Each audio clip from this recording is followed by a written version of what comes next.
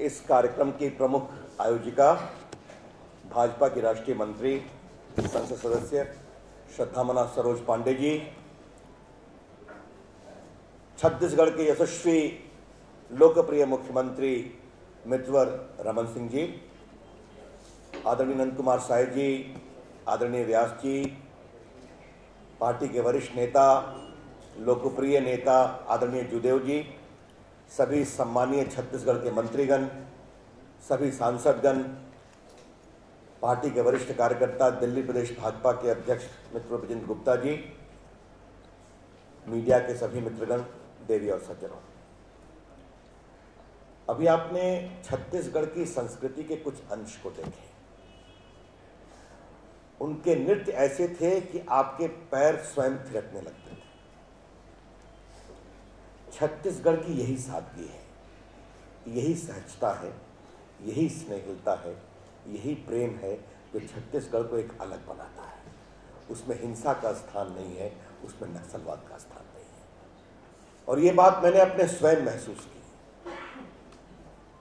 मुझे याद है छत्तीसगढ़ के चुनाव का प्रभारी, छत्तीसगढ़ से मेरे कई रिश्ते हैं, प्रचार करने जाया करता था। फिर रमन सिंह जब केंद्रीय मंत्री थे और मैं केंद्रीय मंत्री था तो हम लोग मित्र हो गए। फिर यहाँ मुख्यमंत्री हो गए। फिर मेरा कुछ कानूनी जुड़ाव हुआ। फिर मैं प्रभारी बन गया। काफ़ी दौरा करने का मौका मिला।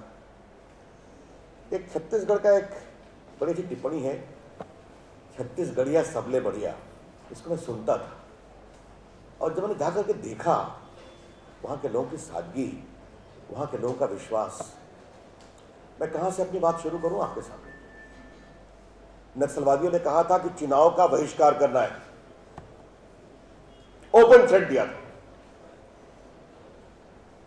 और अब मुझे मालूम है कि उसकी धमकी का आलम यह था कि मैं दांतेवाड़ा में प्रचार करने गया था, बैठक की हम लोग।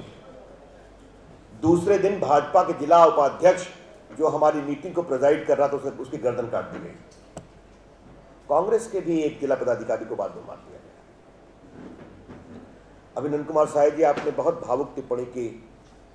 मुझे वो गांव नहीं याद है, मैं दौरे में गया था, कार्यकर्ताओं ने मुझे बताया कि उस गांव का लड़का एमए पढ़ गया था। एक आदिवासी बच्चा एमए में फर्स्ट क्लास पास किया। ये गांव के लिए बहुत गर्व की बात थी। उस गांव से नक्सलवादी गुजरा करते थे। उसने उनसे सवाल पूछना शुरू किया कि आप ऐसा क्यों करते हैं, हिंसा क्यों करते हैं। एक हफ्ते के बाद उसको मार दिया गया। आज एक पूछता है, कल और पूछेंगे। आपने नंद कुमार जी, आपने शिक्षा की बात की। मैं कुछ आंकड़ों को देख रहा था कि नक्सलवादी की ओर से बार बार कहते हैं उनके समर्थक कि पुलिस को स्कूल में नहीं रहना चाहिए। Why this question is not asked as to how many schools have been destroyed by the Naxalites? And I would like the national media present here today to know about it. Naxalites have destroyed as much as 107 schools in Chhattisgarh. 2010 तक 107 school को नक्सलवादियों ने बम से उड़ाया, 96 सड़कों को उड़ाया, 69 electric tower को उड़ाया, रेलवे स्टेशन और रेलवे लाइन मिला के 26, बैंक 19, पंचायत बिल्डिंग 79। अगर आप 107 स्कूलों को उड़ा रहे हैं तो मतलब आप आदिवासी बच्चों को पढ़ने के अवसर से वंचित करने की कोशिश कर रहे हैं। और दिल्ली में कहा जाता है कि रमन सिंह की सरकार क्यों भेजती है पुलिस को स्कूल के बिल्डिंगों में। यह कौन सा तर्क है? एक तरफ बच्चों को मारेंगे, उनके माता पिता सवाल पूछेंगे तो आप तंग करेंगे, स्कूल की बिल्डिंग को ब्लास्ट करेंगे, हॉस्पिटल को ब्लास्ट करेंगे, बैंक को ब्लास्ट करेंगे, और यहां पर यह तर्क दिया जाएगा। ये तो नहीं चलेगा। इसलिए मैं एक दूसरा सवाल उठाना चाहता हूं, और यह बहुत जरूरी है कि इस पर देश में चर्चा हो। विकास होना चाहिए, आदिवासियों की चिंता की जानी चाहिए, उनके स्कूल की व्यवस्था होनी चाहिए, उनके स्वास्थ्य की व्यवस्था होनी चाहिए। और मुझे मालूम है कि रमन सिंह और उनकी सरकार ने बहुत बड़ा काम किया है। लेकिन अगर सब कुछ ठीक हो जाए, रमन सिंह, शिवराज सिंह जी या उड़ीसा की सरकार या भारत की सरकार भारत के गांव गांव में सुख और शांति ले आए, तो क्या नक्सलवाद रुक जाएगा? ये सवाल है।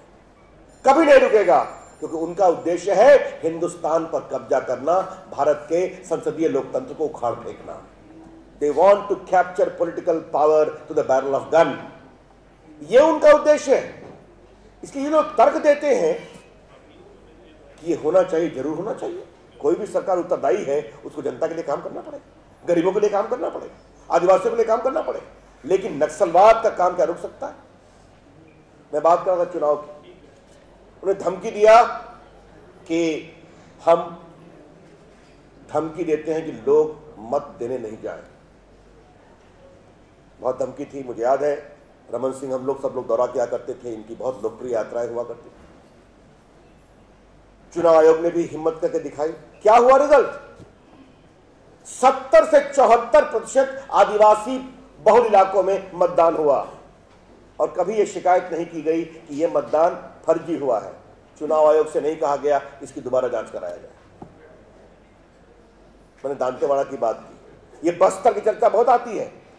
नक्सलवादियों के जो बौद्धिक शुभचिंतक हैं, वो बस्तर की चर्चा भारत ही नहीं दुनिया में करते हैं। बस्तर में 12 सीटें, बीजेपी 11 जीती, और एक साइड हम, जहां तक मुझे जानकारी मिली है, एक हम इसलिए हार गए कि बीजेपी का कार्यकर्ता शायद जीत रहा था कम वोट से, उसको लगा इतना कम वोट से मैं जीत ही नहीं सकता हूं, दोबारा काउंटिंग कराई गई और उसमें उनकी पराजय हो गई। अंबिकापुर जो दूसरा नक्सलवादी अफेक्टेड इलाका है, यह बहुत गंभीर सवाल है कि जब जनता का समय आया चुनने का, तो जनता ने हिम्मत के साथ मत दिया और भाजपा के पक्ष में मत दिया। अभी बस्तर का उपचुनाव हुआ था। हमारे बलिराम कश्यप, बहुत लोकप्रिय नेता, उनका देहावसान हुआ। उनके एक बेटे को गोली से मारा गया। उपचुनाव में हम 90,000 वोटों से जीते। और आज मैं दिल्ली में एक सवाल उठाना चाहता हूं। विनायक सेन कन्विक्टेड हैं लोअर कोर्ट के द्वारा, उनकी अपील पेंडिंग है। हर को अपील करने का अधिकार है। एक कन्विक्टेड विनायक सेन को भारत सरकार ने प्लानिंग कमीशन का मेंबर बनाया, और ये सारे बुद्धिजीवी चिंतक शांत हैं, खामोश हैं। हमारे नेताओं की चर्चा आती है अयोध्या के आंदोलन की। आपको मालूम है अडवाणी जी, बाकी लोगों को झूठा फंसाया गया, सारे एविडेंस हैं, तो उस समय तुरंत बोलेंगे कि mister Advani is facing trial, और एक कन्विक्टेड व्यक्ति को 20 साल की सजा है, प्लानिंग कमीशन का मेंबर बनाया गया, और ये लोग खामोश रहते हैं। ये पूरी चर्चा जो है ना, बेमानी हो गई है। और आज सरोज जी, मैं आपका अभिनंदन करना चाहूंगा कि आज आपने अवसर दिया है कि इस बेमानी चर्चा को सही रास्ते पर लाया जाए। किसका मानवाधिकार होना चाहिए? जरूर होना चाहिए मानवाधिकार। अधिकार सबको मिलना चाहिए, ये लोकतंत्र है। लेकिन जो नक्सलवाद के द्वारा मारे जाते हैं, उनका कोई मानवाधिकार है या नहीं है, ये सवाल उठाना पड़ेगा। लगभग 1000 से अधिक लोग मारे गए, बच्चे मारे गए, उनके मां बाप मारे गए। मैं पुलिस की बात अलग करता हूं 1 मिनट के लिए। जो निर्दोष मारे जाते हैं, जो आदिवासी मारे जाते हैं, उनको उनके मानवाधिकार का संरक्षण करने का अधिकार है या नहीं है? जब भी कोई बात होगी तो रमन सिंह के खिलाफ शुरू हो जाएगा, बस मानवाधिकार मानवाधिकार। अभी मैं संसद से इस कार्यक्रम में आने के लिए आ रहा था, तो मीडिया के लोगों ने घेर लिया। हमारे कई सांसद यहाँ बैठे हुए हैं, शायद पुराने सांसद कितने होंगे मुझे पता नहीं। रमन सिंह जी 2001 में जरूर थे हमारे साथ MP, शायद नंद कुमार साय जी भी होंगे और जूदेव जी होंगे 2001 में। अगर एक आतंकवादी संसद के ऊपर घुस गया होता तो सारी पार्टी के सारे नेता मारे जाते। मेरे सारे MP बैठे हुए हैं, कोई ब्लेड का टुकड़ा लेके भी संसद में नहीं जा सकता। और अगर उस वॉच एंड वार्ड स्टाफ ने जो मारा गया वो दरवाजा बंद नहीं किया होता, एक आतंकवादी घुस गया होता, तो सारी पार्टी के सारे नेता मारे गए। ये हिंदुस्तान पर हमला था। 5 साल के बाद कन्विक्शन, ये उनका क्षमा प्रार्थना पत्र को रिजेक्ट किया गया, मर्सी पिटिशन को। क्यों देरी हुई? और आज कुछ लोग, मुझसे पूछा गया, कुछ लोग उसमें विरोध प्रकट कर रहे हैं। रवि जी क्या कहना है? हमने कहा ऐसे विरोध करने वालों को मेरा जवाब यही है, हिंदुस्तान की सुरक्षा अधिक जरूरी है। हिंदुस्तान का आइन अधिक जरूरी है।